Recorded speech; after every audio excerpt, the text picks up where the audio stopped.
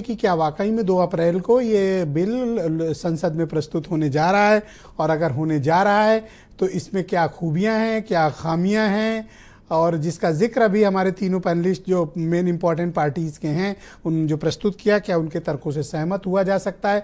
दूसरा उनसे सवाल ये होगा कि क्या ये देर से आया हुआ एक उचित निर्णय है या फिर मुसलमानों के पर कतरने की कोशिश। नीलू रंजन जी बोलिए। नहीं, देखिए, ये निश्चित रूप से एक वक्त की जरूरत है और हम अभी यहाँ बैठ के बातचीत कर रहे हैं उत्तर प्रदेश में, लेकिन केरल में जिस गांव को वक्फ की प्रॉपर्टी घोषित कर दी गई थी और वहां के लोग अपनी जमीन नहीं बेच पा रहे हैं, ऐसी स्थिति कर्नाटक में भी आई है, तमिलनाडु में भी आई है। तो ये सॉल्व कैसे होगा? क्योंकि जो 2013 में संशोधन हुआ और 1995 में संशोधन हुआ इसमें, उसमें साफ कह दिया गया कि वक्फ का जो फैसला होगा उसको किसी भी अदालत में चुनौती नहीं दी जा सकती। अगर अदालत में चुनौती नहीं दी जा सकती तो आखिर न्याय मिलेगा कहां? मतलब सिर्फ उन्हीं के पास कैसे रहेगा? अब वो पूरा का पूरा गांव जो है, और इसलिए आप आज देखेंगे कि ईसाई समुदाय जो है वो केरला जो है कैथोलिक आर्च बिशप काउंसिल जो है उसने इस बिल के समर्थन में बयान जारी किया है और सभी एमपी से मांग की है कि वो इसके पक्ष में मतदान करें। और आपको ध्यान होगा कि केरल में जो 22% 20% वहां पे ईसाई आबादी है और वो कांग्रेस का वोट बैंक है, और वहां जो है वो 21 में से 20 सांसद जो हैं वो कांग्रेस के हैं, वो अगले साल चुनाव भी वहां है। तो इस ढंग की मांगे उठ रही हैं, उसमें संशोधन की जरूरत है।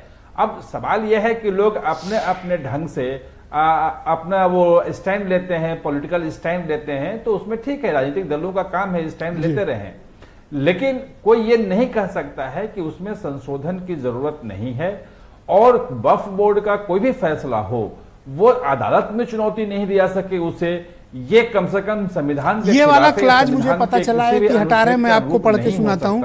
जेपीसी ने वक्फ जमीनों को एक तरफा घोषित करने के अधिकार हटाने की सिफारिश की, यानी आप कोर्ट में अपील कर सकते हैं। ये सिफारिश का एक मुख्य पहलू है जिसका सर्वाधिक विरोध हो रहा है।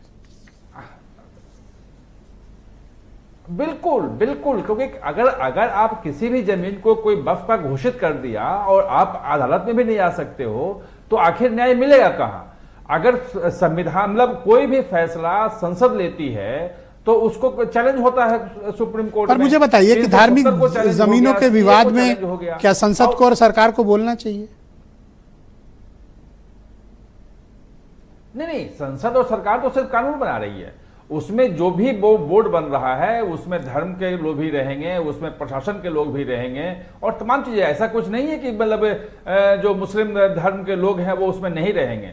ये कहा गया है कि स्कॉलर तक उसमें, जो जेपीसी ने संशोधन सुझाए हैं जो ओरिजिनल बिल में, उसमें डाला है कि जेपीसी उसमें जो बोर्ड बनेगा उसमें स्कॉलर होंगे, विद्वान होंगे इसके मुस्लिम धर्म के।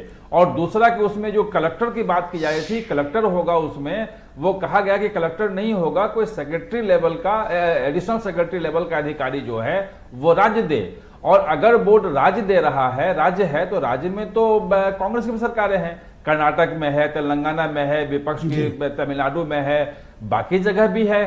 तो क्या वहां पे जो बनेगा उसमें जो अधिकारी होंगे, ये एक सेंट्रलाइज्ड कानून होगा फिर या राज्यों की विधानसभा में इसे पास कराना होगा? जो मुझे लगता है कि ये सेंट्रलाइज जो कानून होगा, ये राज्य सरकारों की विधानसभाओं में इस पे मुहर लगाने की जरूरत नहीं पड़ेगी, क्योंकि वो संविधान संशोधन मैं दूसरे चरण में आपके बाकी विचारों को सम्मिलित करूंगा।